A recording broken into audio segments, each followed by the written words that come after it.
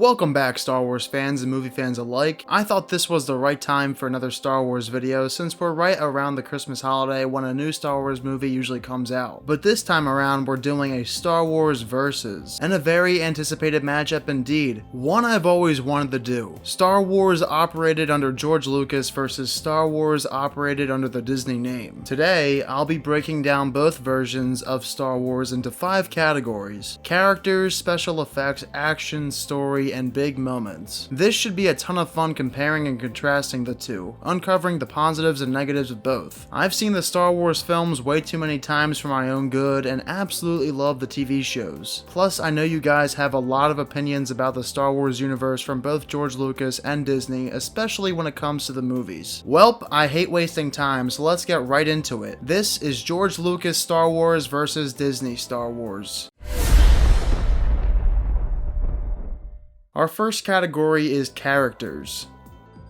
What's one of the most important elements of making a great movie? People typically point out the story, directing, and of course, the characters. Characters help flesh out good stories, sometimes they'll add more emotion to a film's biggest moments, and it's always tons of fun debating who the best character is in our favorite movies. For fans of the original Star Wars trilogy, debates about who's the best character of that trilogy are very frequent and entertaining to watch. Think of it like people debating Kobe versus LeBron. Someone's bound to get heated, but everyone in the room can agree both are great. The same goes for the characters of the original Star Wars trilogy. There are so many memorable characters that it's really hard to choose who is the best. Whether it's Luke, a farmer boy who comes from nothing only to become the leader of the Rebel Alliance against the evil Empire. He has nothing but a good soul and sees the good in most people, including his father, who, despite being the apprentice of the Dark Lord of the Sith, believes he can still turn good. Or Leia, Luke's sister, a strong, likable female character who's intelligent, brave, and not afraid to get her hands dirty. Not to mention she has excellent chemistry with Harrison Ford's Han Solo and camaraderie with the rest of the team. Every character in the original Star Wars trilogy, whether it's the humans, aliens, or droids, are well developed and viewed as some of cinema's all-time greatest characters. However, many people have a different feeling about the characters of the prequel trilogy, which isn't entirely the actors' fault. This time the blame falls on George Lucas, because the dialogue really isn't great. It's actually pretty bad sometimes. But the main issue here is that everyone seems to think Jake Lloyd and Hayden Christensen in particular are awful, but it's not their fault. It mostly falls on the writing. What, you think Daniel Day-Lewis would be able to deliver these lines better? The way I see it, the character writing is bad, but the characters are low-key good, especially Ian McDiarmid's Palpatine. In fact, I wouldn't mind seeing everyone from this trilogy reprise their roles again. I love the brother from another mother friendship between Anakin and Obi-Wan. Their camaraderie gets better and better as the trilogy moves along. There's a valid reason for why myself and other Star Wars fans are so excited to see these two reunite in the Obi-Wan show. Plus, when comparing the characters of the first two trilogies, there are significantly more notable characters in the prequels. So many cool Jedi in their prime, I'll bet they could have done a little more in the first two movies. Yoda and Mace. We even get 3 pretty sweet villains over the course of the trilogy, as well as Anakin and Palpatine's eventual takeover. And what makes it better is that we get to see all of these characters again in the Clone Wars TV show, the first 6 run by George Lucas himself. Most of the show's Jedi are given plenty of depth too, which is fantastic. But hey, my goal isn't to compare and contrast the original and prequel characters, so let's move on to Disney Star Wars characters. Okay, our 2 main characters of the Disney Skywalker trilogy are Rey and Kylo Ren, aka Ben Solo. Rey is, well, she's bad, like, really bad. She's incredibly annoying, dumb, somehow great at everything without little training. Her backstory wasn't revealed until the last movie, and at that point I had already checked out. Yeah, apparently her granddaddy is Palpatine.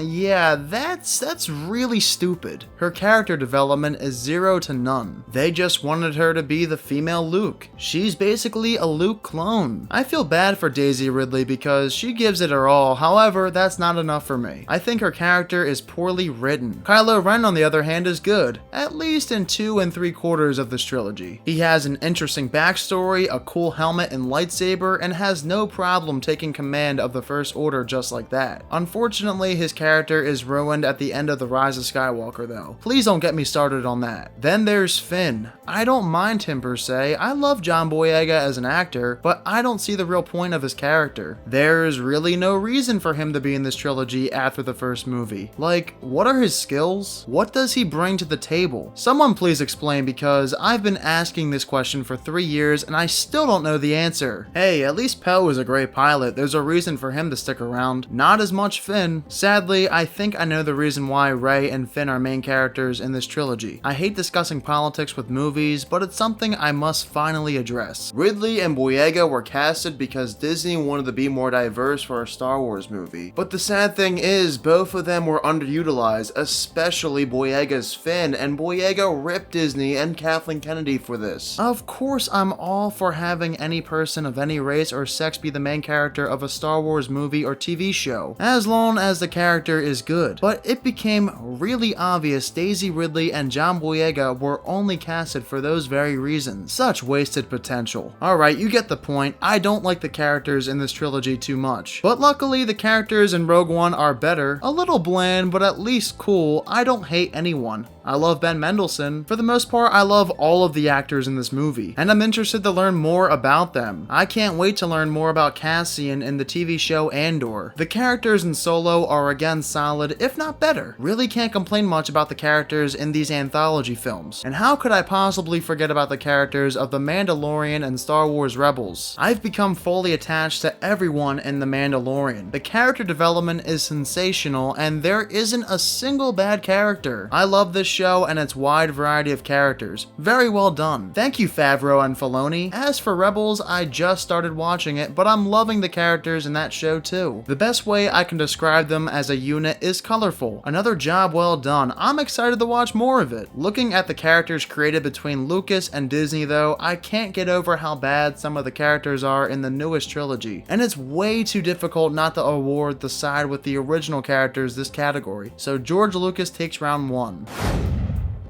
Next up, special effects. The original trilogy is over 40 years old and still looks pretty awesome. The special effects of Star Wars in the late 70s and early 80s blew everyone away and were way ahead of their time. They didn't use too much CGI, so it still holds up. There are some effects that don't look as great anymore, but you have to give them credit where credit is due. Similar to the last category though, the prequels are a far different story. Lucas decided to rely on CGI in episodes 1 through 3. In 2020, the effects haven't aged very well. A lot of the CGI looks unrealistic, the green screen is noticeable. You guys know this, my two biggest problems with the trilogy are the writing and special effects. But episode 3 CGI looks much improved compared to 1 and 2, so that's good. I'd argue that some shots in episode 3 are breathtaking, including the opening battle of Coruscant. As for the special effects of Disney Star Wars, it's nearly flawless. The amount of practical effects used by Disney are commended by many. I think episodes 7 and 8 look amazing. I can't even tell they're using CGI most of the time. 9 also looks pretty good, but the ending, not so much. The quality of production is pretty much the same in Rogue One and Solo. I mean, when you have hundreds of millions of dollars to spend on a movie in 2020, it better come out looking phenomenal or else those people are going to get fired. And I remember watching season 2 episode 1 of The Mando this year with my neighbor, and one thing I said to him right away was, wow, the special effects in this show are amazing and keep getting better. Personally, I think Disney wins this round easily. Action.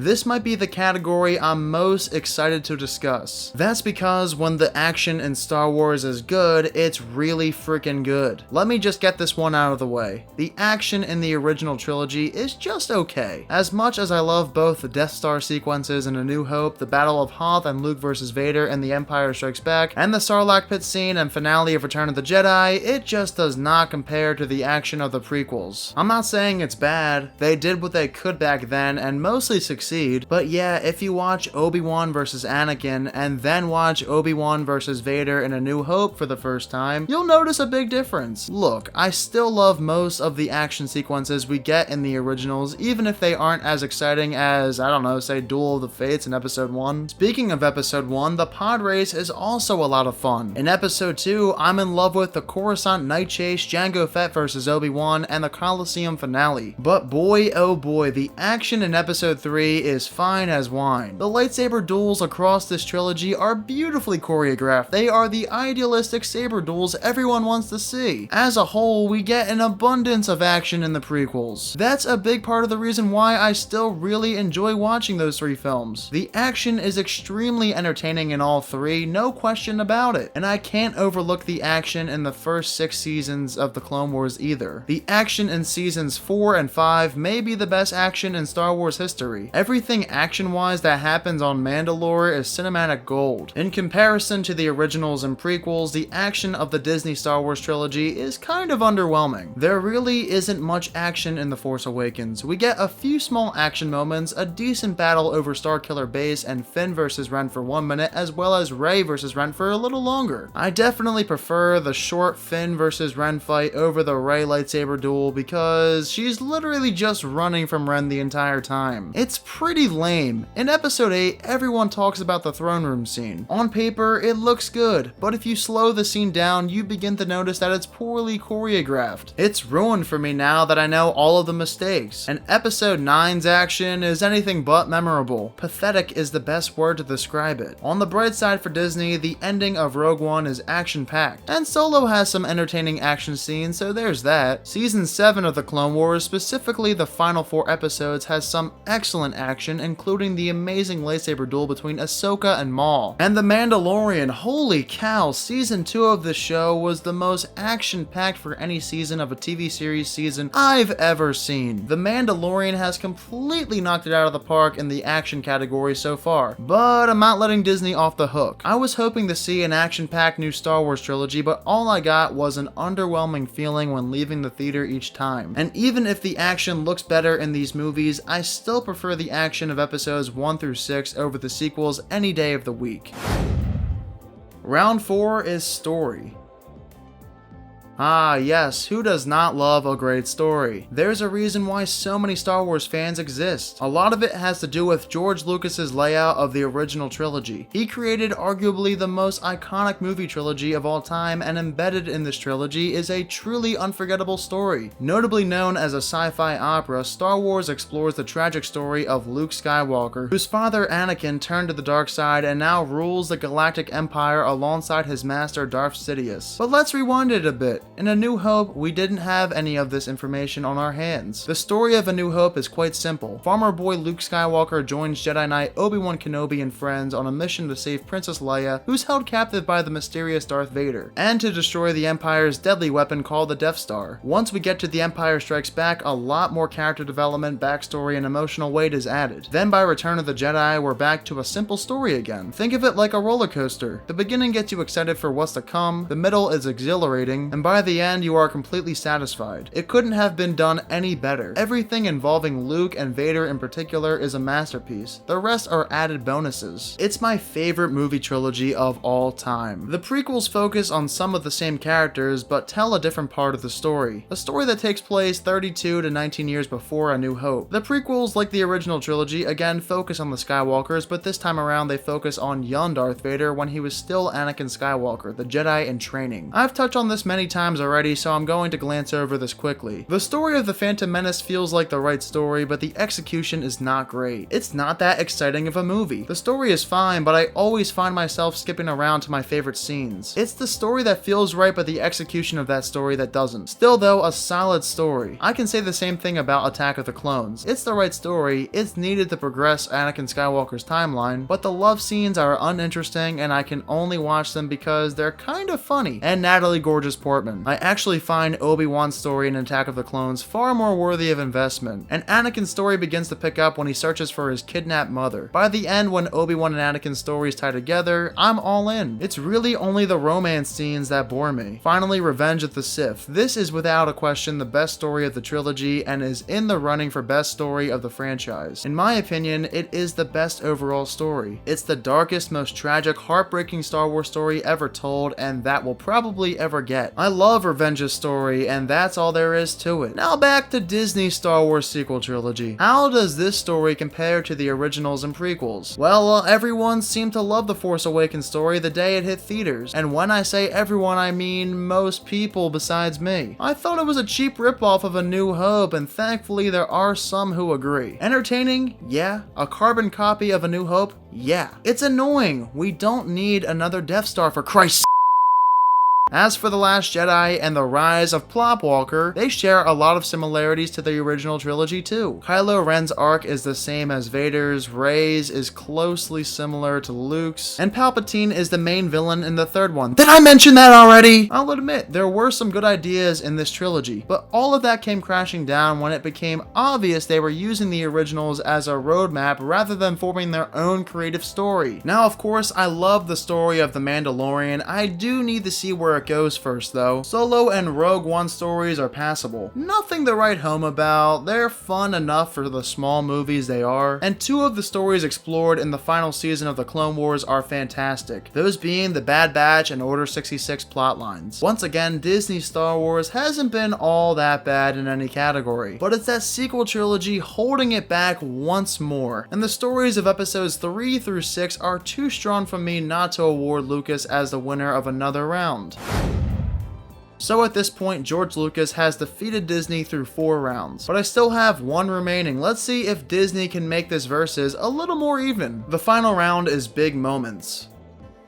The highs of Star Wars are all-time cinematic highs. A few of these moments have gone down as forever top moments in Hollywood history. The big moments of every Star Wars movie happen at the very end. They are the climax of each film. When discussing all-time great cinematic moments, it's hard to overlook the Death Star assault in A New Hope, or the I Am Your Father scene in Empire. What about Vader turning his back on Sidious and saving his son Luke from death? All are incredible moments. I still get chills watching those scenes. In The Phantom Menace, we were gifted with the movie's top scene and maybe the best choreographed Star Wars lightsaber duel of the franchise, Duel of the Fates. In Episode 2, we get the awesome Colosseum battle where the Jedi all unite to face off against Count Dooku's army, plus Yoda versus Dooku shortly after. And in Revenge of the Sith, Obi-Wan versus Anakin in lightsaber duel fashion, my personal favorite for best Star Wars lightsaber duel. All 6 George Lucas run finales are insanely good, sometimes so good you forget how bad some of the scenes in the prequels are, like the romance in Episode 2. Okay, those will be really hard to beat. What do you got, Disney? Oh my god, Rey picked up the lightsaber. That deserves a replay. Look, Karen, she's the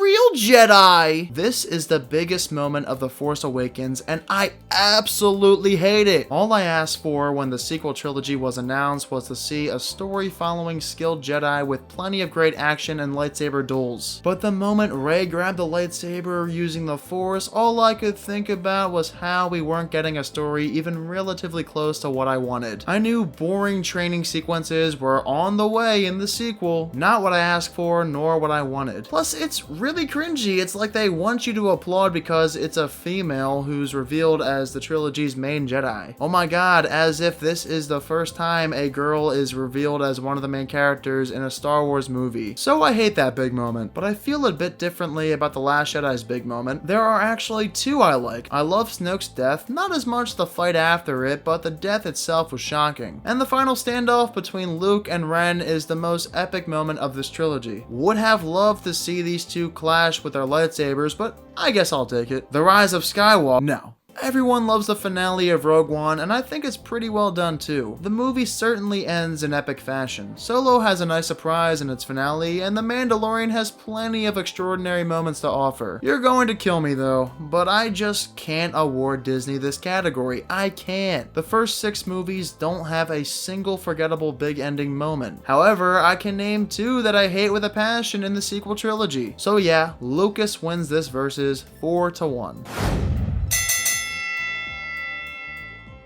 If it weren't for the poorly executed sequel trilogy, it would have been a lot closer, but it just goes to show that George Lucas ran Lucasfilm much better than Kathleen Kennedy is running it now. Even if George had a few hiccups along his pathway to finishing the original 6-story arc, he trusted the right people to improve the areas where he wasn't as great. Kennedy is finally starting to wake up by assigning Filoni and Favreau a bunch of projects, but it might be too little too late for her. Just give Lucasfilm to one of Favreau or Filoni already, jeez. Anyway guys, do you agree that George Lucas run Star Wars is better than Disney run Star Wars? If you do or don't, please let me know your thoughts down below in the comment section. I would love to hear them. Guys, get ready for my review of The Mandalorian Season 2 coming up in the next day or two, as well as later on this week when Christmas hits, which by the way, a happy early Christmas to all of you. I will have my videos for both Wonder Woman 1984 and Soul coming to you guys. Of course though, as always, if you are new to my channel, click that subscribe button and give this video a thumbs up if you enjoyed it.